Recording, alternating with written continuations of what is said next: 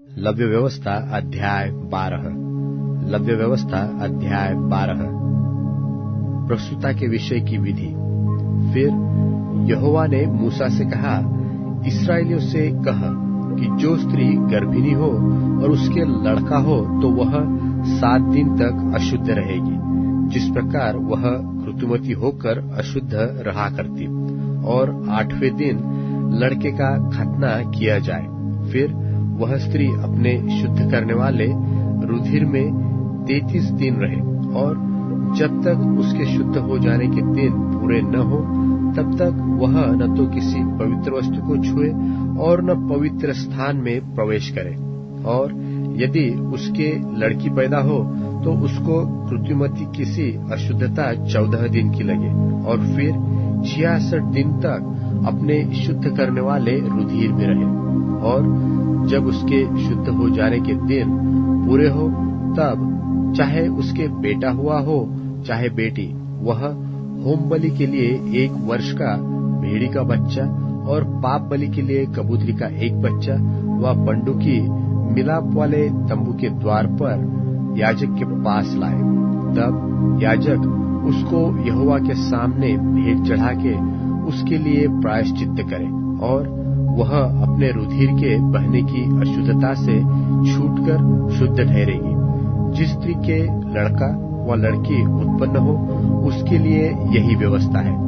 और यदि उसके पास भेड़ व बकरी देने की पूंजी न हो तो 2 पंडुकी व कबूतरी के 2 बच्चे, एक तो होम बलि और दूसरा पाप बलि के लिए दे, और याजक उसके लिए प्रायश्चित्त करे, तब वह शुद्ध ठहरेगी। अध्याय 13। लव्य व्यवस्था अध्याय 13। कोढ़ की विधि। फिर यहोवा ने मूसा और हारून से कहा, जब किसी मनुष्य के शरीर के चर्म में सूजन व पपड़ी व फूल हो और इससे उसके चर्म में कोढ़ की व्याधि सा कुछ देख पड़े, तो उसे हारून याजक के पास या उसके पुत्र जो याजक है उनमें से किसी के पास ले जाए। जब याजक उसके चर्म की व्याधि को देखे और यदि उस व्याधि के स्थान के रोए उजले हो गए हो और व्याधि चर्म से गहरी देख पड़े, तो वह जान ले कि कोढ़ की व्याधि है, और याजक उस मनुष्य को देखकर उसको अशुद्ध ठहराए। और यदि वह फूल उसके चर्म में उजला तो हो, परंतु चर्म में गहरा न देख पड़े और न वहां के रोए उजले हो गए हो, तो याजक उनको 7 दिन तक बंद कर रखे, और 7वें दिन याजक उसको देखे, और यदि वह व्याधि जैसी की तैसी बनी रहे और उसके चर्म में न फैली हो, तो याजक उसको और भी 7 दिन तक बंद कर रखे, और 7वें दिन याजक उसको फिर देखे, और यदि देख पड़े कि व्याधि की चमक कम है और व्याधि चर्म पर फैली न हो, तो याजक उसको शुद्ध ठहराए, क्योंकि उसके तो चर्म में पपड़ी पड़ी है, और वह अपने वस्त्र धोकर शुद्ध हो जाए। और यदि याजक की उस जांच के पश्चात जिसमें वह शुद्ध ठहराया गया था, वह पपड़ी उसके चर्म पर बहुत फैल जाए, तो वह फिर याजक को दिखाया जाए। और यदि याजक को देख पड़े कि पपड़ी चर्म में फैल गई है, तो वह उसको अशुद्ध ठहराए, क्योंकि वह कोढ़ी है। यदि कोढ़ किसी व्याधि किसी मनुष्य के हो, तो वह याजक के पास पहुंचाया जाए, और याजक उसको देखे, और यदि वह सूजन उसके चर्म में उजली हो और उसके कारण रोए भी उजले हो गए हो, और उस सूजन में बिना चर्म का मांस हो, तो याजक जाने कि उसके चर्म में पुराना कोढ़ है, इसलिए वह उसको अशुद्ध ठहराए और बंद न रखे, क्योंकि वह तो अशुद्ध है। और यदि कोढ़ किसी के चर्म में फूटकर यहाँ तक फैल जाए कि जहाँ कहीं याजक देखे व्याधित के सिर से पैर के तलवे तक कोढ़ ने सारे चर्म को छा लिया हो, तो याजक ध्यान से देखे, और यदि कोढ़ ने उसके सारे शरीर को छा लिया हो, तो वह उस व्याधित को शुद्ध ठहराए, और उसका शरीर जो बिल्कुल उजला हो गया है वह शुद्ध ही ठहरे। पर जब उसने चर्महीन मांस देख पड़े तब तो वह अशुद्ध ठहरे, और याजक चर्महीन मांस को देखकर उसको अशुद्ध ठहराए, क्योंकि वैसा चर्महीन मांस अशुद्ध ही होता है, वह कोढ़ है। पर यदि वह चर्महीन मांस फिर उजला हो जाए तो वह मनुष्य याजक के पास जाए और याजक उसको देखे, और यदि वह व्याधि फिर से उजली हो गई हो तो याजक व्याधित को शुद्ध जाने, वह शुद्ध है। फिर यदि किसी के चर्म में फोड़ा होकर चंगा हो गया हो और फोड़े के स्थान में उजली सी सूजन व लाली लिए हुए उजला फूल हो तो वह याजक को दिखाया जाए, और याजक उस सूजन को देखे, और यदि वह चर्म में गहरा देख पड़े और उसके रोए भी उजले हो गए हो तो याजक यह जानकर उस मनुष्य को अशुद्ध ठहराए, क्योंकि वह कोढ़ की व्याधि है जो फोड़े में से फूटकर निकली है। और यदि याजक देखे कि उसमें उजले रोए नहीं है और वह चर्म से गहरी नहीं और उसकी चमक कम हुई है तो याजक उस मनुष्य को 7 दिन तक बंद कर रखे, और यदि वह व्याधि उस समय तक चर्म में सचमुच फैल जाए तो याजक उस मनुष्य को अशुद्ध ठहराए, क्योंकि वह कोढ़ की व्याधि है। परंतु यदि वह फूल न फैले और अपने स्थान ही पर बना रहे तो वह फोड़े का दाग है, याजक उस मनुष्य को शुद्ध ठहराए। फिर यदि किसी के चर्म में जलने का घाव हो और उस जलने के घाव में चर्महीन फूल लाली लिए हुए उजला ही हो जाए तो याजक उसको देखे, और यदि उस फूल में के रोए उजले हो गए हो और वह चर्म से गहरा देख पड़े तो वह कोढ़ है और उस जलने के दाग में से फूट निकला है, याजक उस मनुष्य को अशुद्ध ठहराए, क्योंकि उसमें कोढ़ की व्याधि है। और यदि याजक देखे कि फूल में उजले रोए नहीं और न वह चर्म से कुछ गहरा है और उसकी चमक कम हुई है तो वह उसको 7 दिन तक बंद कर रखे, और 7वें दिन याजक उसको देखे, और यदि वह चर्म में फैल गई हो तो वह उस मनुष्य को अशुद्ध ठहराए, क्योंकि उसको कोढ़ की व्याधि है। परंतु यदि वह फूल चर्म में नहीं फैला और अपने स्थान ही पर जहाँ का तहाँ ही बना हो और उसकी चमक कम हुई हो तो वह जल जाने के कारण सूजा हुआ है, याजक उस मनुष्य को शुद्ध ठहराए, क्योंकि वह दाग जल जाने के कारण से है। फिर यदि किसी मनुष्य व स्त्री के सिर पर व मनुष्य की दाढ़ी में व्याधि हो तो याजक व्याधि को देखे, और यदि वह चर्म से गहरी देख पड़े और उसमें भूरे भूरे पतले बाल हो तो याजक उस मनुष्य को अशुद्ध ठहराए, वह व्याधि से हुआ अर्थात सिर व दाढ़ी का कोढ़ है। और यदि याजक सेहुए की व्याधि को देखे कि वह चर्म से गहरी नहीं है और उसमें काले काले बाल नहीं है तो वह सेहुए के व्याधित को 7 दिन तक बंद कर रखे, और 7वें दिन याजक व्याधि को देखे।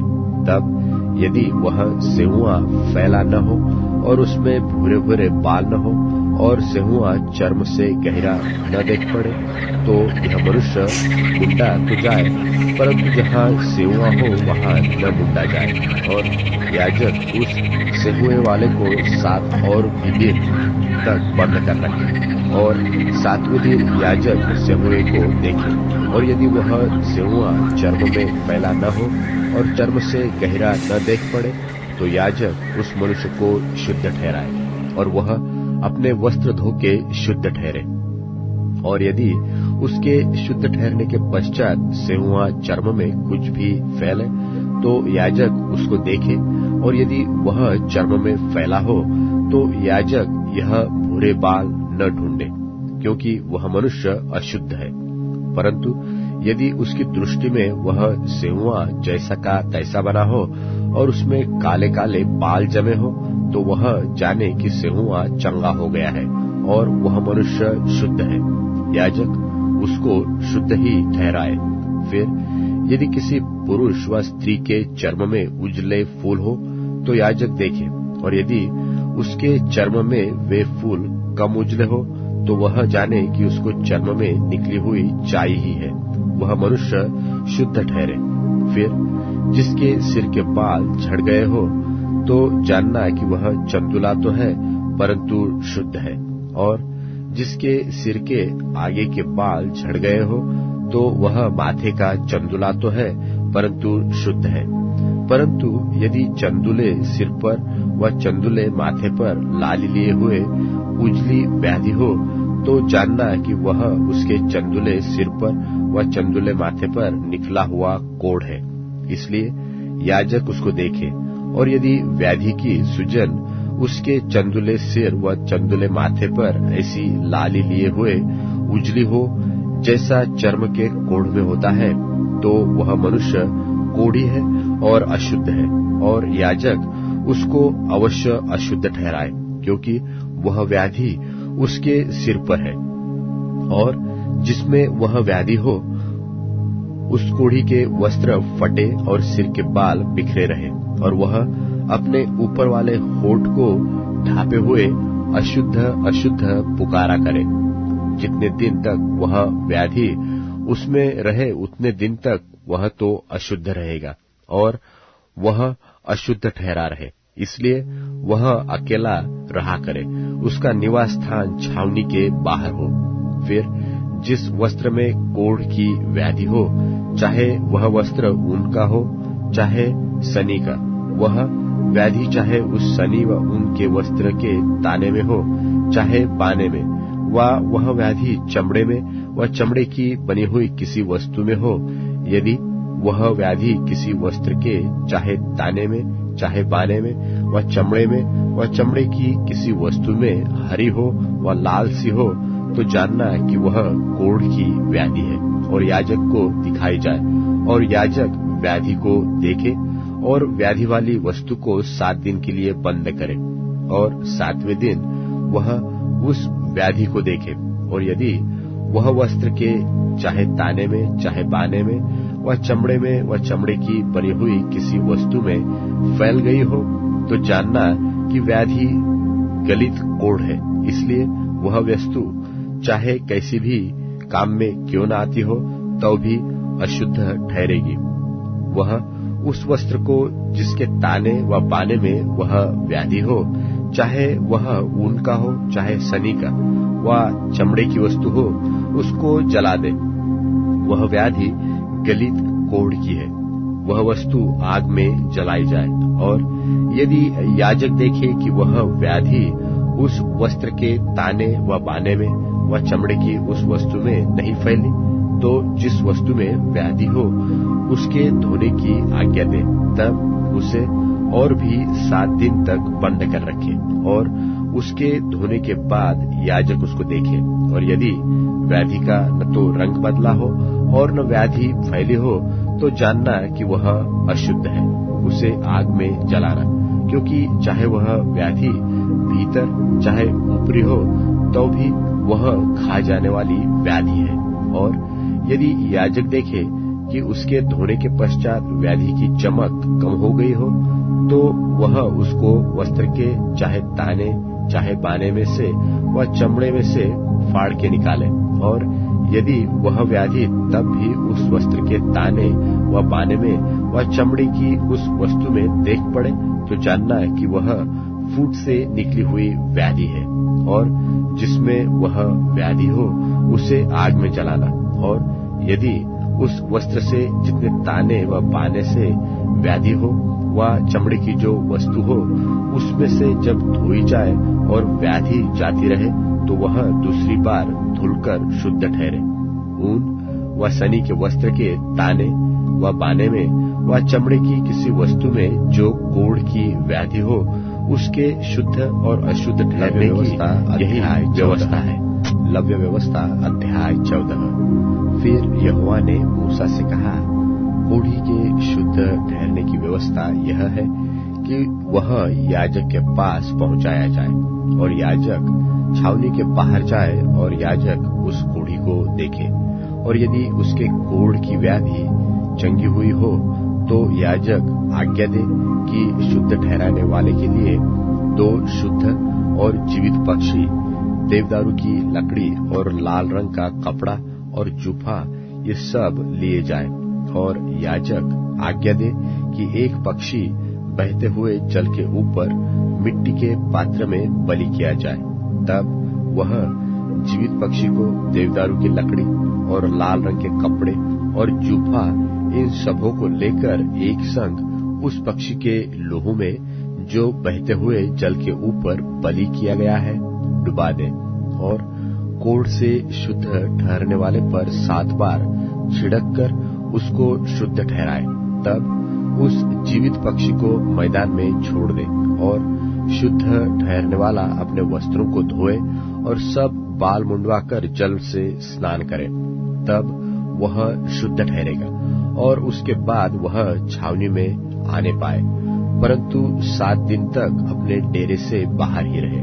और 7वें दिन वह सिर, दाढ़ी और भौं के सब बाल मुंडवाए और सब अंग मुंडन कराए और अपने वस्त्रों को धोए और जल से स्नान करे, तब वह शुद्ध ठहरेगा। और 8वें दिन वह 2 निर्दोष भेड़ के बच्चे और 1 वर्ष की निर्दोष भेड़ की बच्ची और बलिदान के लिए तेल से सना हुआ एपा का 3/2 अंश मैदा और लोज भर तेल लाए, और शुद्ध ठहराने वाला याजक इन वस्तुओं समेत उस शुद्ध होने वाले मनुष्य को यहोवा के सन्मुख मिलाप वाले तंबू के द्वार पर खड़ा करे।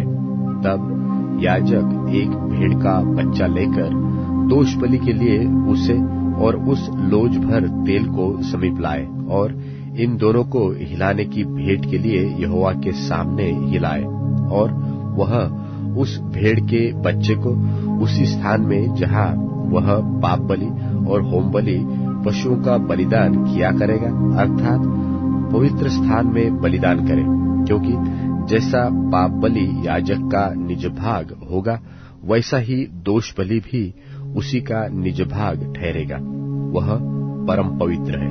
तब याजक दोष बलि के लोहू में से कुछ लेकर शुद्ध ठहराने वाले के दाहिने कान के सिरे पर और उसके दाहिने हाथ और दाहिने पांव के अंगूठों पर लगाए, और याजक उस लोज भर तेल में से कुछ लेकर अपने बाएं हाथ की हथेली पर डाले, और याजक अपने दाहिने हाथ की उंगली को अपने बाई हथेली पर के तेल में डुबाकर उस तेल में से कुछ अपनी उंगली से यहोवा के सन्मुख 7 बार छिड़के, और जो तेल उसकी हथेली पर रह जाएगा, याजक उसमें से कुछ शुद्ध होने वाले के दाहिने कान के सिरे पर और उसके दाहिने हाथ और दाहिने पांव के अंगूठों पर दोष बलि के लोहू के ऊपर लगाए, और जो तेल याजक की हथेली पर रह जाए उसको वह शुद्ध होने वाले के सिर पर डाल दे, और याजक उसके लिए यहोवा के सामने प्रायश्चित्त करे। और याजक पाप बलि को भी चढ़ाकर उसके लिए जो अपनी अशुद्धता से शुद्ध होने वाला हो प्रायश्चित्त करे, और उसके बाद होम बलि पशु का बलिदान करे, अन्न बलि समेत वेदी पर चढ़ाए, और याजक उसके लिए प्रायश्चित्त करे, और वह शुद्ध ठहरेगा। परंतु यदि वह दरिद्र हो और इतना लाने के लिए उसके पास पूंजी न हो, तो वह अपना प्रायश्चित्त करवाने के निमित्त हिलाने के लिए भेड़ का बच्चा दोष बलि के लिए और तेल से सना हुआ एपा का 10वां अंश मैदा अन्न बलि करके और लोज भर तेल लाए, और 2 पंडुक व कबूतरी के 2 बच्चे लाए जो वह ला सके, और इनमें से एक तो पाप बलि के लिए और दूसरा होम बलि के लिए हो। और 8वें दिन वह इन सबों को अपने शुद्ध ठहरने के लिए मिलाप वाले तंबू के द्वार पर यहोवा के सन्मुख याजक के पास ले आए। तब याजक उस लोज भर तेल और दोष बलि वाले भेड़ के बच्चे को लेकर हिलाने की भेंट के लिए यहोवा के सामने हिलाए। फिर दोष बलि के भेड़ के बच्चे का बलिदान किया जाए और याजक उसके लहू में से कुछ लेकर शुद्ध ठहरने वाले के दाहिने कान के सिरे पर और उसके दाहिने हाथ और दाहिने पांव के अंगूठों पर लगाए। फिर याजक उस तेल में से कुछ अपने बाएं हाथ की हथेली पर डालकर अपने दाहिने हाथ की उंगली से अपनी बाई हथेली पर के तेल में से कुछ यहोवा के सन्मुख 7 बार छिड़के। फिर याजक अपनी हथेली पर के तेल में से कुछ शुद्ध ठहराने वाले के दाहिने कान के सिरे पर और उसके दाहिने हाथ और दाहिने पांव के अंगूठों पर दोष बलि के लहू के स्थान पर लगाए। और जो तेल याजक की हथेली पर रह जाए उसे वह शुद्ध ठहराने वाले के लिए यहोवा के सामने प्रायश्चित करने को उसके सिर पर डाल दे। तब वह बंडुकों व कबूतरी के बच्चों में से जो वह ला सका हो एक को चढ़ाए, अर्थात जो पक्षी वह ला सका हो उनमें से वह एक को पाप बलि के लिए और अन्न बलि समेत दूसरे को होम बलि के लिए चढ़ाए। इस रीति से याजक शुद्ध ठहरने वाले के लिए यहोवा के सामने प्रायश्चित करे, जिससे कोढ़ की व्याधि हुई हो और उसके इतनी पूंजी न हो कि वह शुद्ध ठहरने की सामग्री को ला सके, तो उसके लिए यही व्यवस्था है। फिर यहोवा ने मूसा और हारून से कहा, जब तुम लोग कनान देश में पहुंचो, जिसे मैं तुम्हारी निज भूमि होने के लिए तुम्हें देता हूं, उस समय यदि मैं कोढ़ की व्याधि तुम्हारे अधिकार के किसी घर में दिखाऊं, तो जिसका वह घर हो वह आकर याजक को बता दे कि मुझे ऐसा देख पड़ता है कि घर में मानो कोई व्याधि है। तब याजक आज्ञा दे कि उस घर में व्याधि देखने के लिए मेरे जाने से पहले उसे खाली करो। कहीं ऐसा न हो कि जो कुछ घर में हो वह सब अशुद्ध ठहरे।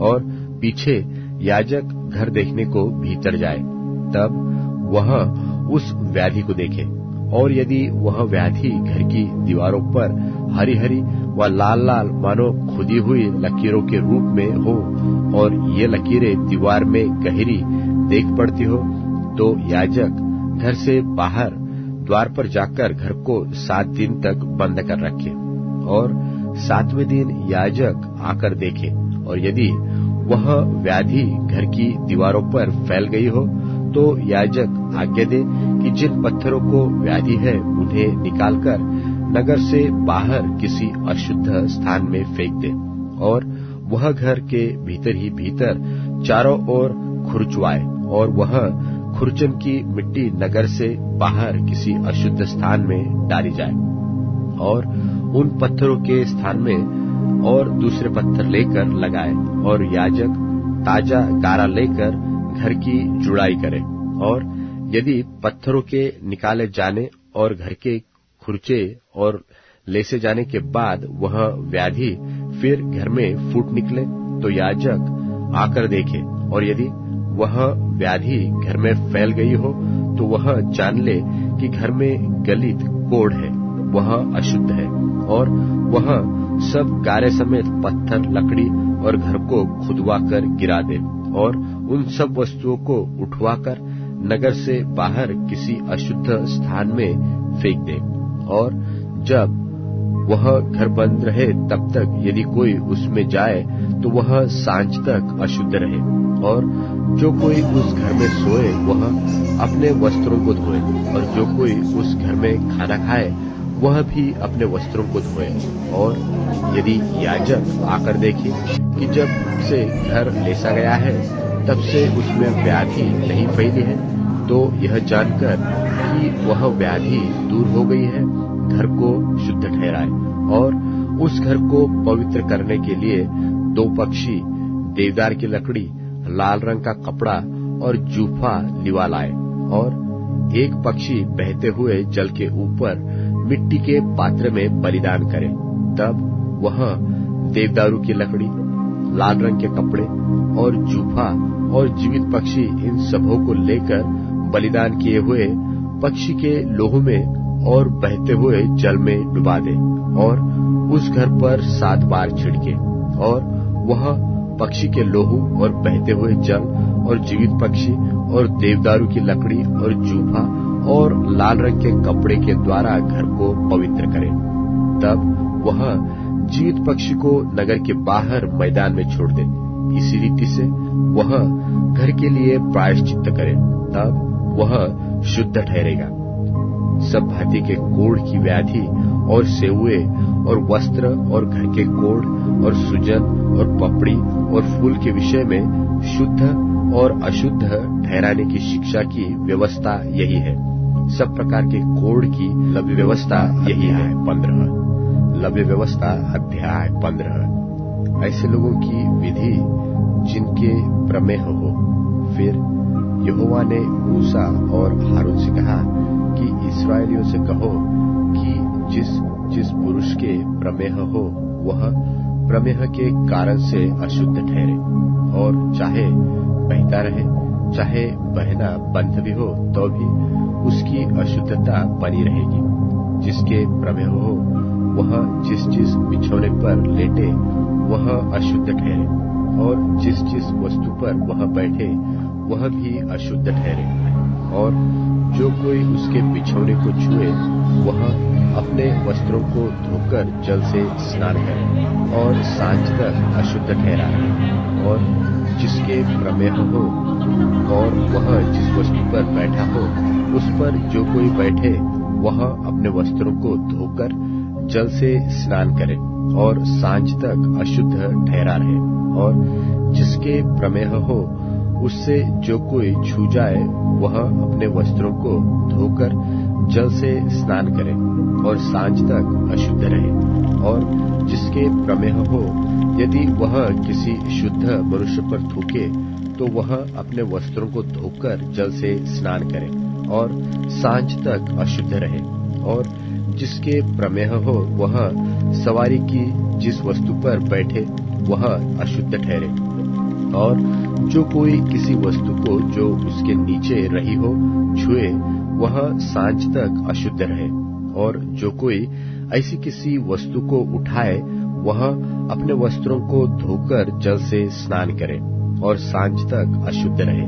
और जिसके प्रमेह हो वह जिस किसी को बिना हाथ धोए छुए वह अपने वस्त्रों को धोकर जल से स्नान करे और सांझ तक अशुद्ध रहे।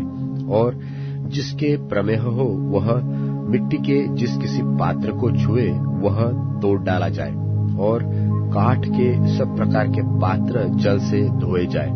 फिर जिसके प्रमेह हो वह जब अपने रोग से चंगा हो जाए तब से शुद्ध ठहरने के 7 दिन तक गिन ले, और उसके बीतने पर अपने वस्त्रों को धोकर बहते हुए जल से स्नान करे, तब वह शुद्ध ठहरेगा। और 8वें दिन वह 2 पंडुक व कबूतरी के 2 बच्चे लेकर मिलाप वाले तंबू के द्वार पर यहोवा के सन्मुख जाकर उन्हें याजक को दे। तब याजक उनमें से एक को पाप बलि और दूसरे को होम बलि के लिए भेंट चढ़ाए, और याजक उसके लिए उसके प्रमेह के कारण यहोवा के सामने प्रायश्चित करे। फिर यदि किसी पुरुष का वीर्य स्खलित हो जाए तो वह अपने सारे शरीर को जल से धोए और सांझ तक अशुद्ध रहे। और जिस किसी वस्त्र व चमड़े पर वह वीर्य पड़े वह जल से धोया जाए और सांझ तक अशुद्ध रहे। और जब कोई पुरुष स्त्री से प्रसंग करे तो वे दोनों जल से स्नान करें और सांझ तक अशुद्ध रहे। फिर जब कोई स्त्री ऋतुमती रहे तो वह 7 दिन तक अशुद्ध ठहरी रहे, और जो कोई उसको छुए वह सांझ तक अशुद्ध रहे। और जब तक वह अशुद्ध रहे तब तक जिस वस्तु पर वह लेटे और जिस वस्तु पर वह बैठे वे सब अशुद्ध ठहरे। और जो कोई उसके बिछौने को छुए वह अपने वस्त्र धोकर जल से स्नान करे और सांझ तक अशुद्ध रहे। और जो कोई किसी वस्तु को छुए जिस पर वह बैठी हो वह अपने वस्त्र धोकर जल से स्नान करे और सांझ तक अशुद्ध रहे। और यदि बिछौने व और किसी वस्तु पर जिस पर वह बैठी हो छूने के समय उसका रुधिर लगा हो तो छूने वाला सांझ तक अशुद्ध रहे। और यदि कोई पुरुष उससे प्रसंग करे और उसका रुधिर उसे लग जाए तो वह पुरुष 7 दिन तक अशुद्ध रहे। और जिस जिस बिछौने पर वह लेटे सब अशुद्ध ठहरे। फिर यदि किसी स्त्री के अपने मासिक धर्म के नियुक्त समय से अधिक दिन तक रुधिर बहता रहे व उस नियुक्त समय से अधिक समय तक ऋतुमती रहे तो जब तक वह ऐसी दशा में रहे तब तक वह अशुद्ध ठहरे। उसके ऋतुमती रहने के सब दिनों में से जिस जिस बिछौने पर वह लेटे वे सब उसके मासिक धर्म के बिछौनों के समान ठहरे। और जिस जिस वस्तु पर वह बैठे वे भी उसके ऋतुमती रहने के दिनों की नाई अशुद्ध ठहरे। और जो कोई उन वस्तुओं को छुए वह अशुद्ध ठहरे। इसलिए वह अपने वस्त्रों को धोकर जल से स्नान करे और सांझ तक अशुद्ध रहे।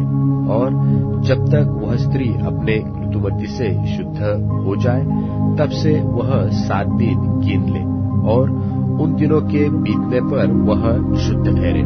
फिर 8वें दिन वह 2 पंडुक या कबूतरी के 2 बच्चे लेकर मिलाप वाले तंबू के द्वार पर याजक के पास जाए। तब याजक एक को पाप बलि और दूसरे को होम बलि के लिए चढ़ाए। और याजक उसके लिए उसके मासिक धर्म की अशुद्धता के कारण यहोवा के सामने प्रायश्चित्त करे। इस प्रकार से तुम इस्राएलियों को उनकी अशुद्धता से न्यारे रखा करो। कहीं ऐसा न हो कि यहोवा के निवास को जो उनके बीच में है अशुद्ध करके अपनी अशुद्धता में फंसे हुए मर जाए, जिसके प्रमेह हो। और जो पुरुष वीर्य स्खलित होने से अशुद्ध हो और जो स्त्री ऋतुमती हो और क्या पुरुष क्या स्त्री जिस किसी के धातु रोग हो और जो पुरुष अशुद्ध स्त्री से प्रसंग करे, इन सबों के लिए यही व्यवस्था है। लव्य व्यवस्था अध्याय 16। लव्य व्यवस्था अध्याय 16। प्रायश्चित्त के दिन का आचार। जब हारून के 2 पुत्र यहोवा के सामने समीप जाकर मर गए, उसके बाद यहोवा ने मूसा से बातें की। और यहोवा ने मूसा से कहा, अपने भाई हारून से कहा कि संदूक के ऊपर के प्रायश्चित्त वाले ढकने के आगे बीच वाले पर्दे के अंदर पवित्र स्थान में हर समय न प्रवेश करना, नहीं तो मर जाएगा। क्योंकि मैं प्रायश्चित्त वाले ढकने के ऊपर बादल में दिखाई दूंगा। और जब हारून पवित्र स्थान में प्रवेश करे तब इस रीति से प्रवेश करे, अर्थात पाप बलि के लिए एक बछड़े को और होम बलि के लिए एक मेंढे को लेकर आए। वह सनी के कपड़े का पवित्र अंगरखा और अपने तन पर सनी के कपड़े की जांघिया पहने हुए और सनी के कपड़े का कटिबंध और सनी के कपड़े की पगड़ी भी बांधे हुए प्रवेश करे। ये पवित्र वस्त्र है। और वह जल से स्नान करके इन्हें पहने। फिर वह इस्राएलियों की मंडली के पास से पाप बलि के लिए 2 बकरे और होम बलि के लिए एक मेंढा ले आए। और हारून उस पाप बलि के बछड़े को जो उसी के लिए होगा चढ़ाकर अपने और अपने घराने के लिए प्रायश्चित्त करे।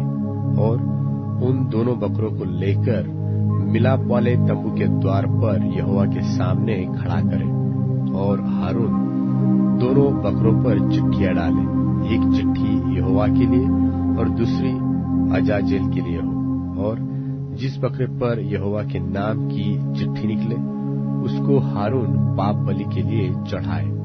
परंतु जिस बकरे पर अजाजेल के लिए चिट्ठी निकले वह यहोवा के सामने जीवित खड़ा किया जाए कि उससे प्रायश्चित्त किया जाए। और वह अजाजेल के लिए जंगल में छोड़ा जाए। और हारून उस पाप बलि के बछड़े को जो उसी के लिए होगा समीप ले आए और उसको बलिदान करके अपने और अपने घराने के लिए प्रायश्चित करे। और जो वेदी यहोवा के सन्मुख है उस पर के जलते हुए कोयले से भरे हुए धूपदान को लेकर और अपनी दोनों मुट्ठियों को फूटे हुए सुगंधित धूप से भरकर बीच वाले पर्दे के भीतर ले आकर उस धूप को यहोवा के सन्मुख आग में डाले, जिससे धूप का धुआं साक्षी पत्र के ऊपर के प्रायश्चित के ढकने के ऊपर छा जाए, नहीं तो वह मर जाएगा। तब वह बछड़े के लोहू में से कुछ लेकर पूर्व की ओर पश्चिम के ढकने के ऊपर अपनी उंगली से छिड़के और फिर उस लोहू में से कुछ उंगली के द्वारा उस ढकने के सामने भी 7 बार छिड़क दे। फिर वह उस पाप बलि के बकरे को साधारण जनता के लिए होगा बलिदान करके उसके लोहू को बीच वाले पर्दे के भीतर ले आए, और जिस प्रकार बछड़े के लोहू से उसने किया था ठीक वैसा ही वह बकरे के लोहू से भी करे, अर्थात उसको प्रायश्चित के ढकने के ऊपर और उसके सामने छिड़के। और वह इस्राएलियों की भांति भांति की अशुद्धता और अपराधों और उनके सब पापों के कारण पवित्र स्थान के लिए प्रायश्चित करे। और मिलाप वाला तंबू जो उनके संग उनकी भांति भांति की अशुद्धता के बीच रहता है उसके लिए भी वह वैसा ही करे। और जब हारून प्रायश्चित करने के लिए पवित्र स्थान में प्रवेश करे तब से जब तक वह अपने और अपने घराने और इस्राएल की सारी मंडली के लिए प्रायश्चित करके बाहर न निकले तब तक कोई मनुष्य मिलाप वाले तंबू में न रहे। फिर वह निकलकर उस वेदी के पास जो यहोवा के सामने है जाए और उसके लिए प्रायश्चित करे, अर्थात बछड़े के लोहू और बकरे के लोहू दोनों में से कुछ लेकर उस वेदी के चारों कोनों के सींगों पर लगाए, और उस लोहू में से कुछ अपनी उंगली के द्वारा 7 बार उस पर छिड़क कर उसे इस्राएलियों की भांति भांति की अशुद्धता छुड़ाकर शुद्ध और पवित्र करे। और जब वह पवित्र स्थान और मिलाप वाले तंबू और वेदी के लिए प्रायश्चित कर चुके तब जीवित बकरे को आगे ले आए, और हारून अपने दोनों हाथों को जीवित बकरे पर रखकर इस्राएलियों के सब अधर्म के कामों और उनके सब अपराधों निदान उनके सारे पापों को अंगीकार करे, और उनको बकरे के सिर पर धरकर उनको किसी मनुष्य के हाथ जो इस काम के लिए तैयार हो जंगल में भेज के छुड़वा दे, और वह बकरा उसके सब अधर्म के कामों को अपने ऊपर लादे हुए किसी निराले देश में उठा ले जाए। इसलिए वह मनुष्य उस बकरे को जंगल में छोड़ दे। तब हारून मिलाप वाले तंबू में आए, और जिस सनी के वस्त्रों को पहने हुए उसने पवित्र स्थान में प्रवेश किया था उन्हें उतारकर वहीं पर रख दे। फिर वह किसी पवित्र स्थान में जल से स्नान कर अपने निज वस्त्र पहन ले, और बाहर जाकर होम बलि और साधारण जनता के होम बलि को चढ़ाकर अपने और जनता के लिए प्रायश्चित करे, और पाप बलि की चर्बी को वह वेदी पर जलाए। और जो मनुष्य बकरे को अजालेल के लिए छोड़कर आए वह भी अपने वस्त्रों को धोए और जल से स्नान करे, और तब वह छावनी में प्रवेश करे। और पाप बलि का बछड़ा और पाप बलि का बकरा भी जिनका लोहू पवित्र स्थान में प्रायश्चित करने के लिए पहुंचाया जाए वे दोनों छावनी से बाहर पहुंचाए जाए, और उनका चमड़ा मांस और गोबर आग में जला दिया जाए। और जो उनको जलाए वह अपने वस्त्रों को धोए और जल से स्नान करे, और इसके बाद वह छावनी में प्रवेश करने पाए। और तुम लोगों के लिए यह सदा की विधि होगी कि 7वें महीने के 10वें दिन को तुम अपने अपने जीवन को दुख देना, और उस दिन कोई चाहे वह तुम्हारे निज देश का हो चाहे तुम्हारे बीच रहने वाला कोई परदेशी हो, कोई भी किसी प्रकार का कामकाज न करे, क्योंकि उस दिन तुम्हें शुद्ध करने के लिए तुम्हारे निमित्त प्रायश्चित किया जाएगा और तुम अपने सब पापों से यहोवा के सन्मुख पवित्र ठहरोगे। यह तुम्हारे लिए परम विश्राम का दिन ठहरे और तुम उस दिन अपने अपने जीव को दुख देना। यह सदा की विधि है। और जिसका अपने पिता के स्थान पर याजक पद के लिए अभिषेक और संस्कार किया जाए, वह याजक प्रायश्चित किया करे, अर्थात वह सनी के पवित्र वस्त्रों को पहनकर पवित्र स्थान और मिलाप वाले तंबू और वेदी के लिए प्रायश्चित करे और याजकों के और मंडली के सब लोगों के लिए भी प्रायश्चित करे। और यह तुम्हारे लिए सदा की विधि होगी कि इस्राएलियों के लिए प्रतिवर्ष एक बार तुम्हारे सारे पापों के लिए प्रायश्चित किया जाए, यहोवा की इस आज्ञा के अनुसार जो उसने मूसा को दी थी। लव्य व्यवस्था अध्याय 17। लव्य व्यवस्था अध्याय 17। बलिदान केवल पवित्र तंबू के सामने करने की आज्ञा। फिर यहोवा ने मूसा से कहा, हारून और उसके पुत्रों से और कुल इस्राएलियों से कह कि यहोवा ने यह आज्ञा दी है कि इस्राएल के घराने में से कोई मनुष्य हो जो बैल व भेड़ के बच्चे व बकरी को चाहे छावनी में चाहे छावनी से बाहर घात करके मिलाप वाले तंबू के द्वार पर यहोवा के निवास के सामने यहोवा को चढ़ाने के निमित्त न ले जाए, तो उस मनुष्य को लहू बहाने का दोष लगेगा और वह मनुष्य जो लहू बहाने वाला ठहरेगा वह अपने लोगों के बीच से नाश किया जाए। इस विधि का यह कारण है कि इस्राएली अपने बलिदान जिनको वह खुले मैदान में वध करते हैं, वे उन्हें मिलाप वाले तंबू के द्वार पर याजक के पास यहोवा के लिए ले जाकर उसी के लिए मेल बलि करके बलिदान किया करें। और याजक लोहू को मिलाप वाले तंबू के द्वार पर यहोवा की वेदी के ऊपर छिड़के और चर्बी को उसके सुखदायक सुगंध के लिए जलाए। और वे जो बकरों के पूजक होकर व्यभिचार करते हैं, वे फिर अपने बलि पशुओं को उनके लिए बलिदान न करें। तुम्हारी पीढ़ियों के लिए यह सदा की विधि होगी। और तू उनसे कह कि इस्राएल के घराने के लोगों में से व उनके बीच रहने वाले प्रदेश में से कोई मनुष्य क्यों न हो जो होम बलि व मेल बलि चढ़ाए और उसको मिलाप वाले तंबू के द्वार पर यहोवा के लिए चढ़ाने को न ले आए, वह मनुष्य अपने लोगों में से नाश किया जाए। लहू की पवित्रता। फिर इस्राएल के घराने के लोगों में से व उनके बीच रहने वाले परदेशियों में से कोई मनुष्य क्यों न हो जो किसी प्रकार का लहू खाए, मैं उस लहू खाने वाले के विमुख होकर उसको उसके लोगों के बीच में से नाश कर डालूंगा, क्योंकि शरीर का प्राण लहू में रहता है और उसको मैंने तुम लोगों को वेदी पर चढ़ाने के लिए दिया है कि तुम्हारे प्राणों के लिए प्रायश्चित किया जाए, क्योंकि प्राण के कारण लोहू ही से प्रायश्चित होता है। इस कारण मैं इस्राएलियों से कहता हूँ कि तुम में से कोई प्राणी लोहू न खाए, और जो परदेशी तुम्हारे बीच रहता हो वह भी लोहू कभी न खाए। और इस्राएलियों में से व उनके बीच रहने वाले परदेशियों में से कोई मनुष्य क्यों न हो जो अहेर करके खाने के योग्य पशु व पक्षी को पकड़े, वह उसके लोहू को उंडेल कर धूलि से ढाप दे, क्योंकि शरीर का प्राण जो है वह उसका लोहू ही है, जो उसके प्राण के साथ एक है।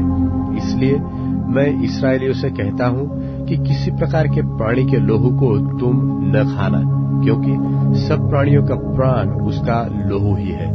जो कोई उसको खाए वह नाश किया जाए, और चाहे वह देशी हो व परदेशी। जो कोई किसी लोथ व फाड़े हुए पशु का मांस खाए, वह अपने वस्त्रों को धोकर जल से स्नान करे और सांझ तक शुद्ध रहे, तब तक वह शुद्ध होगा। और यदि वह उनको न धोए और न स्नान करे तो उसको अपने अधर्म का भार स्वयं उठाना पड़ेगा। लव्य व्यवस्था अध्याय 18। लव्य व्यवस्था अध्याय 18। भांति भांति के घिनौने कामों का निषेध। फिर यहोवा ने मूसा से कहा, इस्राएलियों से कह कि मैं तुम्हारा परमेश्वर हूँ। तुम मिस्र देश के कामों के अनुसार जिसको तुम रहते थे न करना, और कनान देश के कामों के अनुसार भी जहाँ मैं तुम्हें ले चलता हूँ न करना, और न उन देशों की विधियों पर चलना। मेरे ही नियमों को मानना और मेरी ही विधियों को मानते हुए उन पर चलना। मैं तुम्हारा परमेश्वर यहोवा हूँ, इसलिए तुम मेरे नियमों और मेरी विधियों को निरंतर मानो। जो मनुष्य उनको माने वह उनके कारण जीवित रहेगा। मैं यहोवा हूँ। तुम में से कोई भी अपनी किसी निकट कुटुंबिन का तन उघाड़ने को उसके पास न जाए। मैं यहोवा हूँ। अपनी माता का तन जो तुम्हारे पिता का तन है न उघाड़ना, वह तो तुम्हारी माता है, इसलिए तुम उसका तन न उघाड़ना। अपनी सौतेली माता का भी तन न उघाड़ना, वह तो तुम्हारे पिता का ही तन है। अपनी बहन चाहे सगी हो चाहे सौतेली हो, चाहे वह घर में उत्पन्न हुई हो चाहे बाहर, उसका तन न उघाड़ना। अपनी पोती व अपनी नतिनी का तन न उघाड़ना, उनकी देह तो मानो तुम्हारी ही है। तुम्हारी सौतेली बहन जो तुम्हारे पिता के उत्पन्न हुई, वह तुम्हारी बहन है, इस कारण उसका तन न उघाड़ना। अपनी फूफी का तन न उघाड़ना, वह तो तुम्हारे पिता की निकट कुटुंबिनी है। अपनी मौसी का तन न उघाड़ना, क्योंकि वह तुम्हारी माता की निकट कुटुंबिनी है। अपने चाचा का तन न उघाड़ना, अर्थात उसकी स्त्री के पास न जाना, वह तो तुम्हारी चाची है। अपनी बहू का तन न उघाड़ना, वह तो तुम्हारे बेटे की स्त्री है, इस कारण तुम उसका तन न उघाड़ना। अपनी भौजी का तन न उघाड़ना, वह तो तुम्हारे भाई ही का तन है। किसी की स्त्री और उसकी बेटी दोनों का तन न उघाड़ना, और उसकी पोती को व उसकी नतिनी को अपनी स्त्री करके उसका तन न उघाड़ना, वे तो निकट कुटुंबिनी है। ऐसा करना महापाप है। और अपनी स्त्री की बहन को भी अपनी स्त्री करके उसकी सौत न करना, कि पहली के जीवित रहते हुए उसका तन भी उघाड़े। फिर जब तक कोई स्त्री अपने कृत्य के कारण अशुद्ध रहे, तब तक उसके पास उसका तन उघाड़ने को न जाना। फिर अपने भाई बंधु की स्त्री से कुकर्म करके अशुद्ध न हो जाना, और अपने संतान में से किसी को मोलेक के लिए होम करके न चढ़ाना, और न अपने परमेश्वर के नाम को अपवित्र ठहराना। मैं यहोवा हूँ। स्त्री गमन की रीति से पुरुष गमन न करना, वह तो घिनौना काम है। किसी जाति के पशु के साथ पशुगमन करके अशुद्ध न हो जाना, और न कोई स्त्री पशु के सामने इसलिए खड़ी हो कि उसके संग कुकर्म करे, यह तो उल्टी बात है। ऐसा कोई भी काम करके अशुद्ध न हो जाना, क्योंकि जिन जातियों को मैं तुम्हारे आगे से निकालने पर हूँ, वे ऐसे ऐसे काम करके अशुद्ध हो गई है, और उनका देश भी अशुद्ध हो गया है।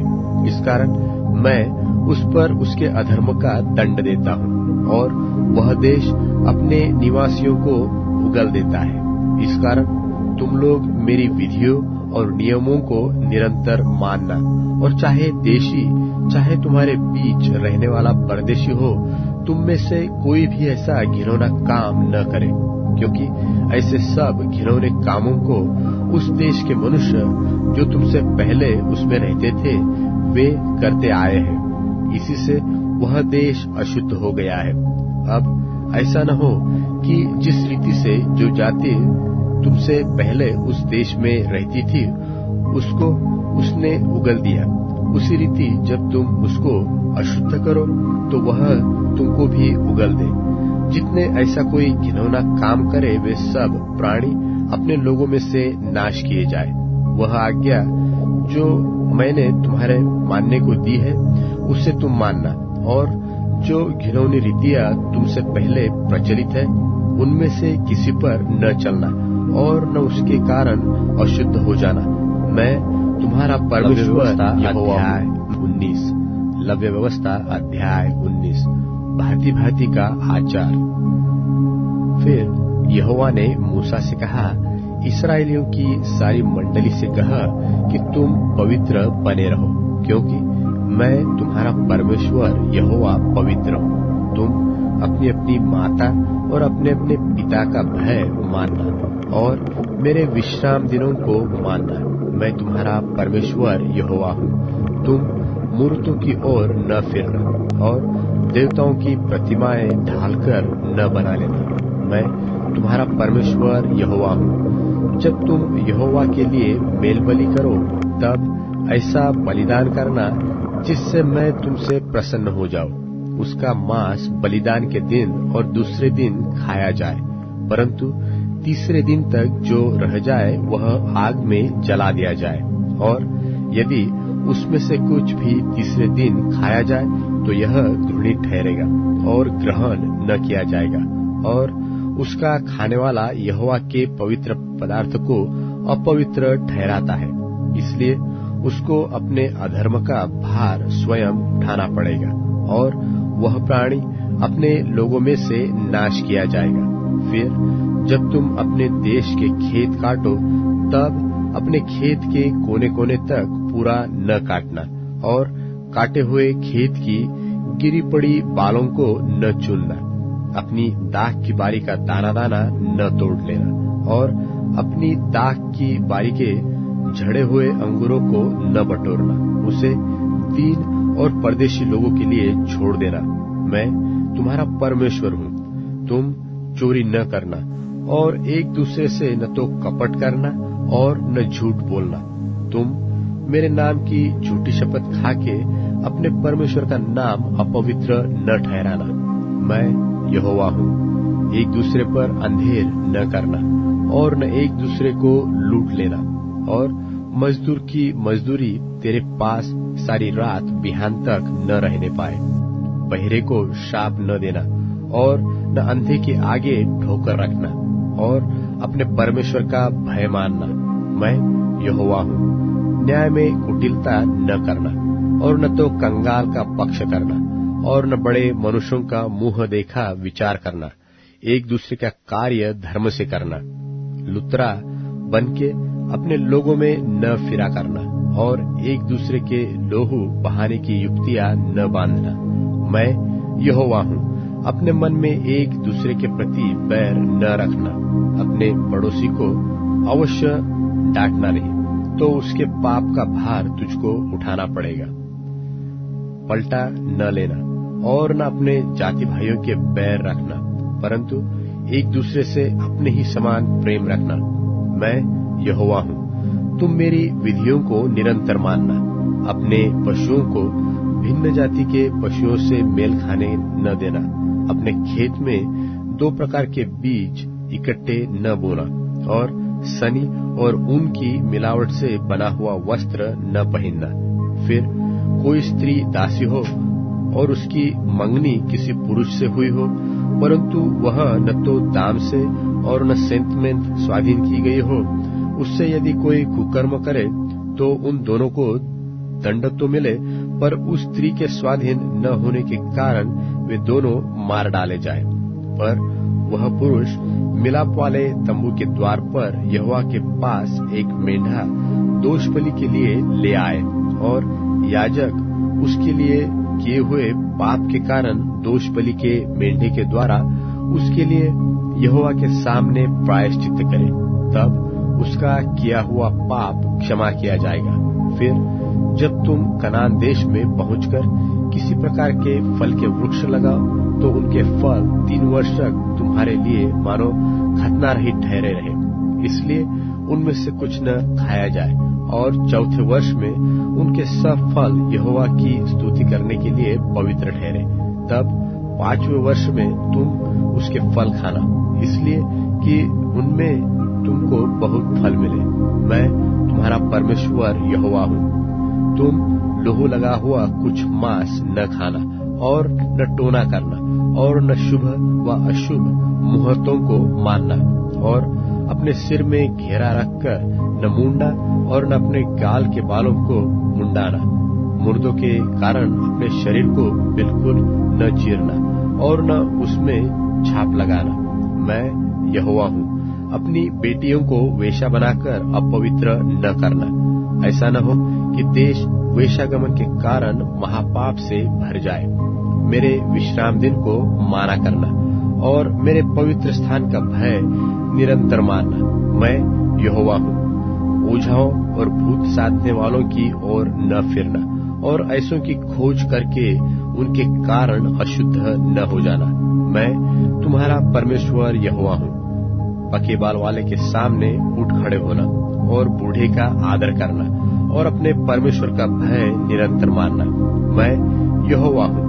और यदि कोई परदेशी तुम्हारे देश में तुम्हारे संग रहे, जो उसको दुख न देना, तो जो परदेशी तुम्हारे संग रहे वह तुम्हारे लिए देशी के समान हो और उससे अपने ही समान प्रेम रखना, क्योंकि तुम भी मिस्र देश में परदेशी थे और तुम्हारा परमेश्वर मैं यहोवा हूँ। तुम न्याय में और परिश्रम में और तौल में और नाप में कुटिलता न करना।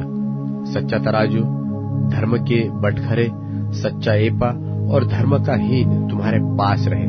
मैं तुम्हारा वह परमेश्वर यहोवा हूँ जो तुमको मिस्र देश से निकाल ले आया हूँ। इसलिए तुम मेरी सब विधियों और सब नियमों को मानते हुए निरंतर पालन करो।